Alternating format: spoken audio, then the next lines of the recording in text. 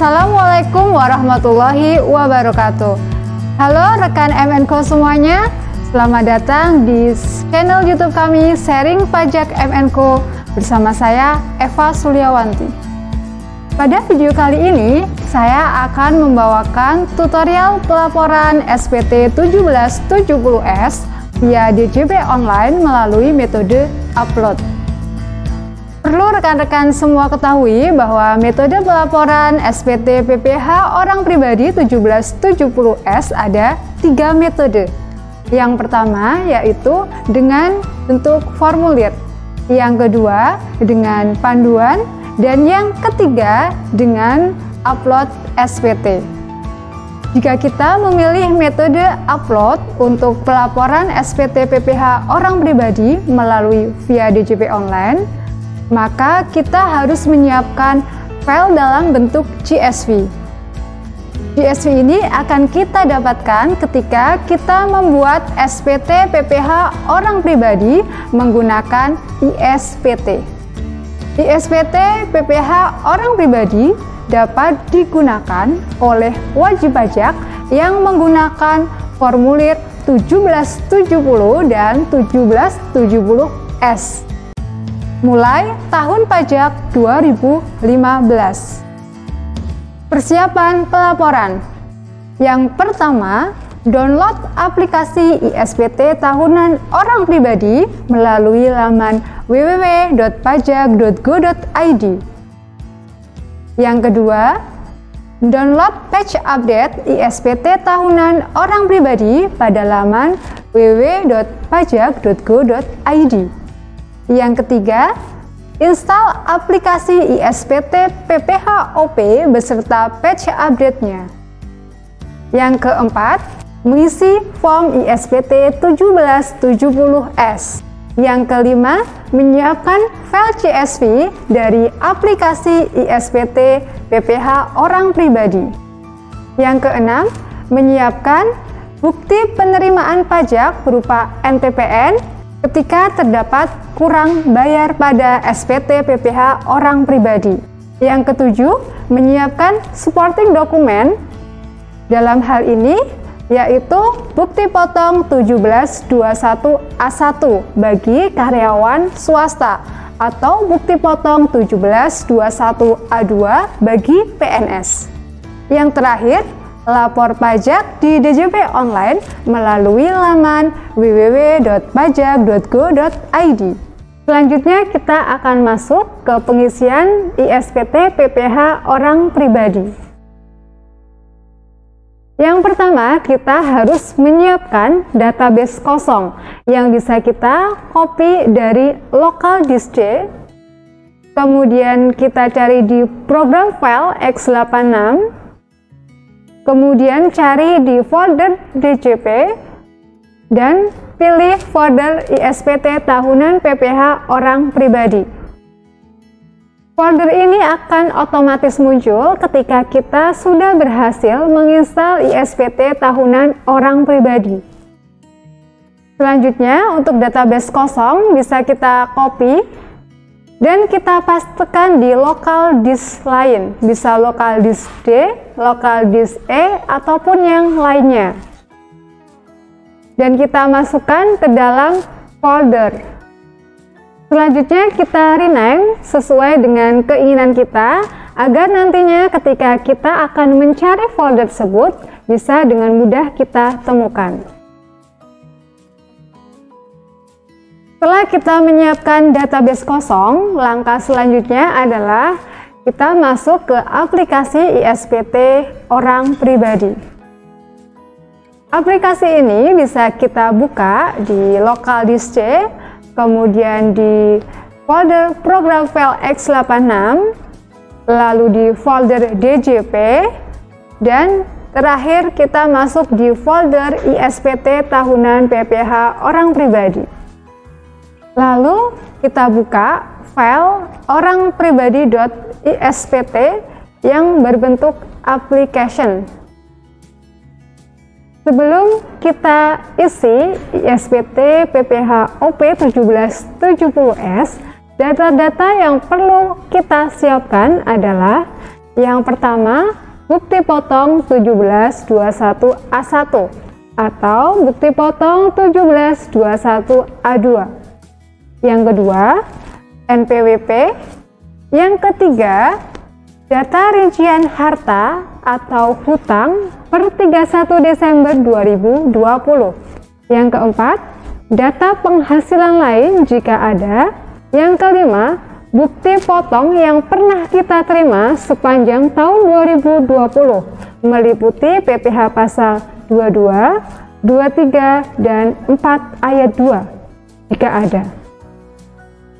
Langkah pertama untuk pengisian SPT PPh orang pribadi, kita harus koneksikan ke database yang sudah kita siapkan tadi.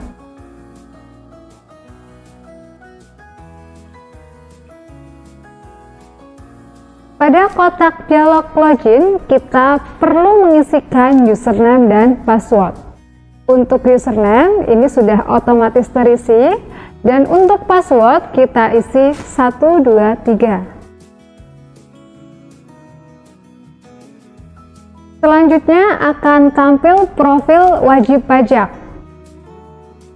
Pada profil wajib pajak ini, kita diminta untuk mengisi informasi wajib pajak berupa NPWP, nama wajib pajak, nomor telepon, nomor faksmil, jenis usaha atau pekerjaan, KLU, periode pembukuan, cara perhitungan, serta status kewajiban perpajakan suami dan istri.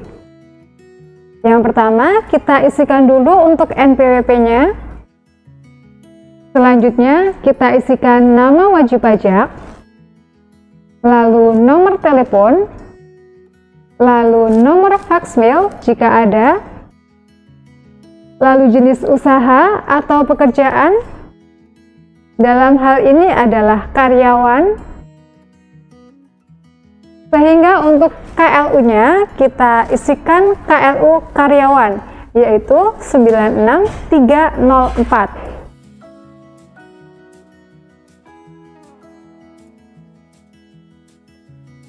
Untuk periode pembukuan, kita isi Januari sampai Desember, dan untuk cara perhitungan, kita pilih yang pencatatan. Selanjutnya, untuk status perpajakan, kita isi yaitu KK, Kepala Keluarga. Dan terakhir, kita isi informasi kuasa dalam hal penandatangan SPT adalah bukan yang bersangkutan. Dalam hal ini kita abaikan saja, langsung kita klik simpan. Data profil berhasil disimpan, kita klik OK. Selanjutnya, kita pilih menu surat pemberitahuan atau SPT. Lalu, kita pilih buat SPT baru. Pada kotak dialog buat SPT baru, kita pilih jenis SPT yang kedua, yaitu SPT tahunan orang pribadi 1770S. Dan untuk tahun pajak, kita tulis 2020.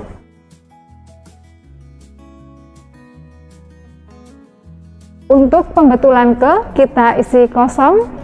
Dalam hal kita pernah melakukan pelaporan SPT PPh OP untuk tahun pajak yang sama, kemudian kita ingin melakukan pelaporan kembali, maka bisa dipilih pembetulan ke-1, kedua, atau seterusnya. Lalu kita klik OK. SPT berhasil dibuat. Klik OK. Selanjutnya, kita akan isikan masing-masing formulir di SPT 1770S. Ya. Kita pilih menu surat pemberitahuan atau SPT, lalu kita pilih 1770S, kemudian kita isikan yang pertama yaitu lampiran 2. Pada lampiran 2 ini terdapat 4 bagian, yaitu bagian A, bagian B, bagian C, dan bagian D. Masing-masing bagian ini akan kita isikan. Yang pertama untuk bagian A, yaitu penghasilan yang dikenakan pajak final atau bersifat final, meliputi bunga deposito, tabungan, diskonto SBI dan surat berharga negara, kemudian ada bunga atau diskonto obligasi, penjualan saham di bursa efek, hadiah undian, pesangon, tunjangan hari tua dan tebusan pensiun, dan penghasilan final yang lainnya. Pada bagian A, penghasilan final ini kita isikan sesuai penghasilan yang pernah kita terima sepanjang tahun 2020.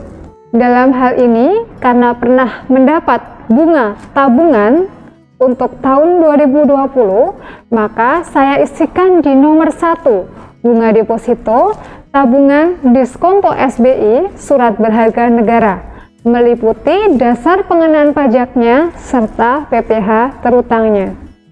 Dasar pengenaan pajak sebesar 1.500.000 dan PPh terutangnya sebesar 300.000. Jika bagian A sudah kita isi, selanjutnya kita masuk ke bagian B. Bagian B ini adalah harta pada akhir tahun, yang meliputi harta yang kita miliki atau kita kuasai per 31 Desember 2020. Jika kita akan mengisikan harta, bisa diklik tambah. Kemudian untuk kode hartanya kita pilih, misalnya adalah tabungan dengan kode 012. Untuk nama hartanya kita isikan tabungan.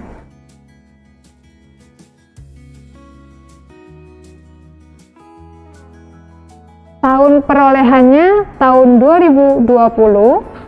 Kemudian harga perolehan ini adalah saldo per 31 Desember tahun 2020. Dan untuk keterangan bisa diisi selengkap mungkin. Dalam hal ini, jika kita mengisi tabungan, maka untuk keterangan kita isi nama bank serta nomor rekening tabungan tersebut. Kalau sudah selesai, diklik simpan. Data berhasil disimpan, klik OK. Selanjutnya, jika ada harta yang lain, maka bisa kita klik tambah. Harta yang kedua yaitu berupa sepeda motor. Untuk nama harta kita tulis sepeda motor. Tahun perolehan misal kita belinya di tahun 2016. Harga perolehan yaitu 16 juta. Untuk keterangan kendaraan bisa kita tuliskan jenis kendaraan serta nomor BPKB ataupun nomor dokumen yang lain. Jika sudah selesai, bisa diklik simpan. Data berhasil disimpan, klik OK. Untuk harta pada akhir tahun sudah selesai saya isikan. Selanjutnya masuk ke bagian C, yaitu kewajiban atau utang pada akhir tahun. Jika terdapat kewajiban atau utang pada akhir tahun, silakan bisa diklik tambah. Untuk kode hutangnya, kita klik kode 101 dalam hal kita hutang di bank. Kemudian nama pemberi pinjaman, kita tulis nama banknya. Untuk alamat, kita tulis cabang bank bersangkutan. Tahun peminjaman, yaitu misal tahun 2018. Dan untuk jumlah, kita tulis saldo hutang per 31 Desember tahun 2020. Jika sudah, bisa diklik simpan. Data berhasil disimpan, klik OK. Selanjutnya kita masuk ke bagian D, yaitu daftar susunan anggota keluarga. Daftar susunan anggota keluarga diisi dengan daftar susunan anggota keluarga yang menjadi tanggungan sepenuhnya wajib pajak. Dalam hal ini, karena wajib pajaknya adalah wanita, maka ia tidak memiliki tanggungan, sehingga untuk daftar susunan anggota keluarga tidak saya isi. Jika semua bagian A, B, C, dan D sudah terisi semua, selanjutnya bisa kita klik simpan. Data berhasil disimpan, klik OK. Selanjutnya bisa di close dan kita masuk ke formulir berikutnya, yaitu formulir pada lampiran 1. Pada bagian A, penghasilan neto dalam negeri lainnya. Ini adalah penghasilan yang tidak termasuk penghasilan yang dikenakan final. Jenisnya ada bunga, royalti, sewa, penghargaan dan hadiah, keuntungan dari penjualan pengalihan harta, dan penghasilan lainnya. Dalam hal ini, karena di tahun 2020 tidak mendapatkan penghasilan neto lainnya, maka di bagian ini kita kosongkan. Selanjutnya masuk ke bagian B, yaitu penghasilan yang tidak termasuk objek pajak, meliputi bantuan, sumbangan atau hibah, kemudian warisan, kemudian bagian laba anggota perseroan komanditer tidak atas saham, persekutuan, perkumpulan, firma, dan kongsi. Selanjutnya, klaim asuransi kesehatan, kecelakaan, jiwa, dwiguna, dan beasiswa. Selanjutnya, beasiswa. Dan terakhir, penghasilan lainnya yang tidak termasuk objek pajak.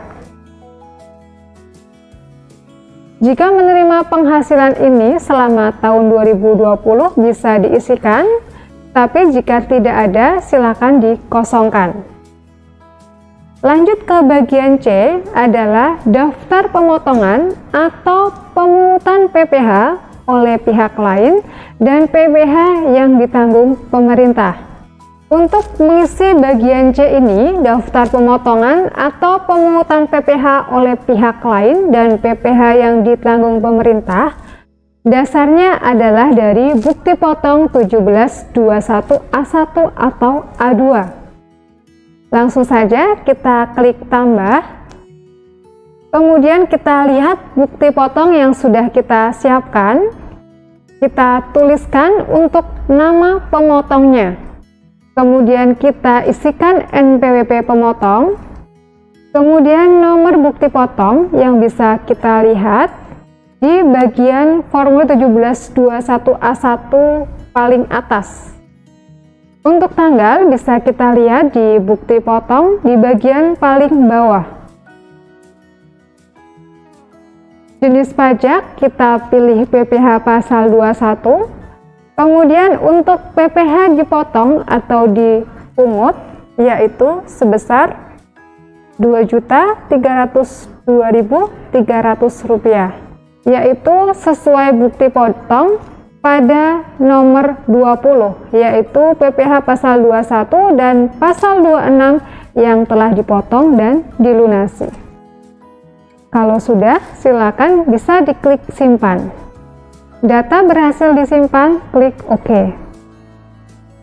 Jika bagian A, B, dan C sudah selesai kita isikan, langsung saja kita close dan kita masuk ke SPT induk. Pada identitas sudah otomatis tertera NPWP, nama wajib pajak, pekerjaan, KLU, nomor telepon, serta status kewajiban perpajakan suami dan istri. Selanjutnya kita masuk ke bagian A, yaitu penghasilan neto. Kita isikan nomor 1, yaitu penghasilan neto dalam negeri sehubungan dengan pekerjaan. Bisa dilihat pada bukti potong 1721A1 pada nomor 12, yaitu jumlah penghasilan neto. Untuk penghasilan neto dalam negeri lainnya tidak ada. penghasilan neto luar negeri juga tidak ada. Kemudian untuk zakat atau sumbangan keagamaan yang bersifat wajib juga tidak ada. Selanjutnya kita masuk ke bagian B, yaitu penghasilan tidak kena pajak. Kita pilih TK 0. Maka untuk PTKP sudah otomatis terisi. Selanjutnya bagian C. Nomor 9 adalah PPh terutang tarif pasal 17 Undang-Undang PPh angka 8. Ini juga sudah otomatis terhitung. Selanjutnya untuk bagian D, angka 12, yaitu PPh yang dipotong atau dipungut oleh pihak lain, PPh yang dibayar atau dipotong di luar negeri, dan PPh ditanggung pemerintah. Ini juga sudah otomatis terisi karena di formulir sebelumnya sudah kita isikan untuk PPh 21 yang sudah dipotong pihak lain. Pada nomor 14, PPh yang dibayar sendiri untuk PPh pasal 25 bulanannya tidak ada. Selanjutnya masuk ke bagian E. Di bagian E ini kita bisa lihat besarnya kurang bayar ataupun lebih bayar SPT kita, yaitu pada angka 16. Dalam hal ini, karena penghasilan hanya dari satu pemberi kerja saja dan sudah dipotong PPh pasal 21 oleh pemberi kerja, maka PPh yang kurang dibayarnya adalah nihil. Sehingga kita lanjut ke bagian F. Pada angka 18, yaitu angsuran PPh pasal 25 tahun pajak berikutnya, ini adalah 0 karena tidak ada kurang bayar di SPT PPh OP kita. Tetapi dalam hal terdapat kurang bayar dan kita berniat untuk mengangsur angsuran PPh pasal 25 dalam tahun berjalan, maka bisa dipilih bagian A atau B. Bagian G adalah lampiran. Pada lampiran ini kita centang dokumen-dokumen yang wajib kita lampirkan saat pelaporan SPT 1770S. Yang pertama kita centang adalah formulir 1721A1 atau 1721A2 atau bukti potong PPh pasal 21. Untuk bagian B, surat setoran pajak ini tidak perlu kita lampirkan karena tidak ada kurang bayar. Untuk bagian C, surat kuasa juga tidak perlu kita lampirkan. Untuk bagian D, perhitungan PPh terutang bagi wajib pajak dengan status perpajakan PHMT juga tidak perlu kita lampirkan. Selanjutnya, kalau sudah selesai bisa kita klik simpan. Data berhasil disimpan, klik OK. SPT 1770S sudah selesai kita isi. Untuk output dari ISPT 1770S ini, yang pertama adalah SPT induk dalam bentuk PDF, dan yang kedua adalah SPT dalam bentuk file CSV. Langsung saja kita coba untuk mencetak SPT induk dalam bentuk PDF, yaitu ada di menu lapor SPT, lalu menu cetakan. Kemudian kita klik cetak. Ini adalah SPT induk 1770S yang sudah kita buat dalam bentuk PDF. Silakan bisa dicetak atau disimpan dalam bentuk PDF. Selanjutnya, untuk CSV bisa kita buat, yaitu pada menu lapor SPT, kemudian kita pilih lapor data SPT ke KPP. Kita pilih tahun pajaknya, yaitu tahun pajak 2020. Selanjutnya kita klik buat file. Lalu kita simpan dalam lokal disk D atau E atau yang lainnya dan kita masukkan dalam folder.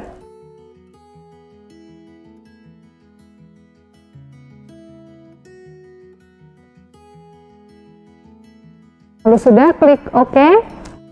File CSV berhasil dibuat, klik OK. CSV yang sudah berhasil dibentuk, silakan bisa dicek di folder penyimpanan kita. Atas CSV yang sudah terbentuk ini, kita usahakan jangan dibuka, karena sifat CSV ini akan berubah jika pernah dibuka sebelumnya.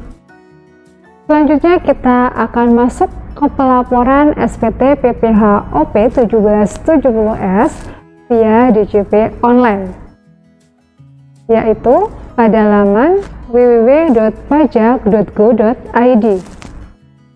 Selanjutnya kita klik login.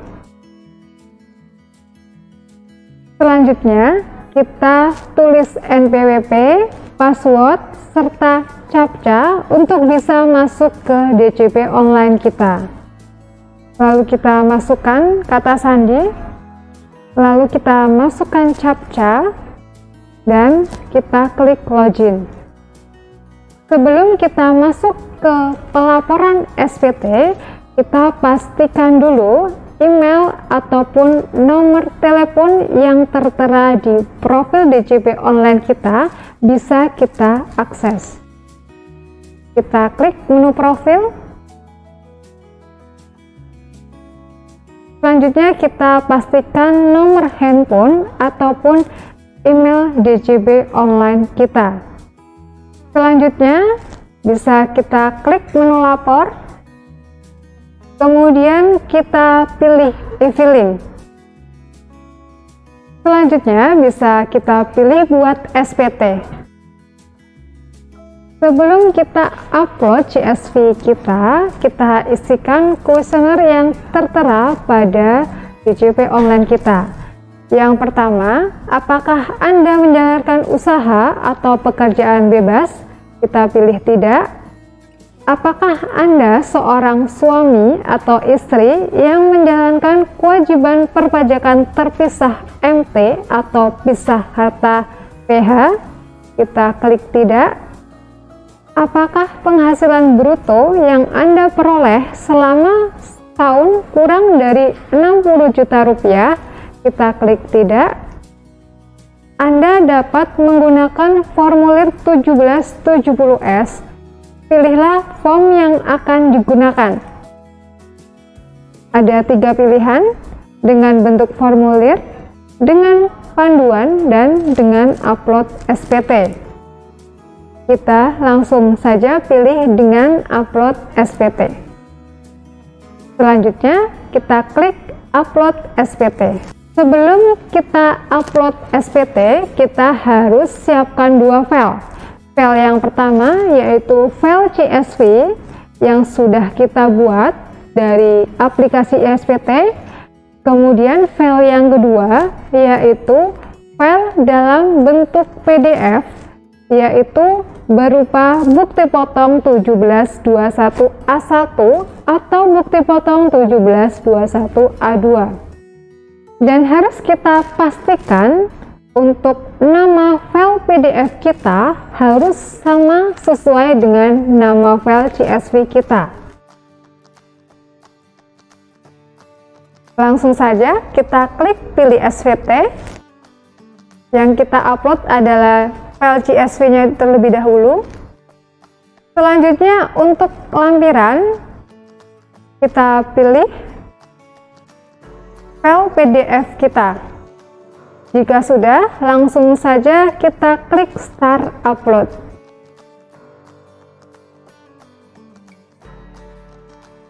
Proses upload selesai, selanjutnya adalah dapatkan kode verifikasi. Klik Ya. Pada halaman ini, kita bisa melihat terkait jenis formulir kita, tahun atau masa pajaknya, pembetulan ke, status SPT, serta jumlah kurang bayar ataupun lebih bayarnya. Jika sudah sesuai, bisa kita klik di sini untuk ambil kode verifikasi yang akan dikirimkan bisa melalui email atau melalui SMS sesuai dengan email dan nomor HP yang ada di profil DCP kita. Pilih salah satu, yaitu email, kemudian klik OK. Token telah dikirim ke email Anda, klik ya. Selanjutnya kita bisa mengecek di email kita, apakah token yang dikirimkan dari DCP Online sudah masuk ke email kita atau belum. Jika sudah, silakan kode verifikasi Anda kita copy dan kita pastekan di halaman DCP Online kita. Kemudian kita klik kirim SPT. Terakhir, atas pelaporan SPT kita di DCP Online, maka akan tampil kuesioner terkait respon terhadap layanan ini. Ada dua pilihan, puas dan tidak puas. Kita klik puas, dan SPT kita sudah berhasil dilapor. Bisa kita cek di menu arsip, kita cari untuk tahun pajak 2020. Kemudian kita bisa klik lihat BPE. Atas BPE ini atau bukti penerimaan elektronik ini menjadi bukti bahwa kita sudah berhasil melaporkan SPT 1770S melalui DCP Online. Demikian tutorial pelaporan SPT 1770S via DCP Online melalui metode upload.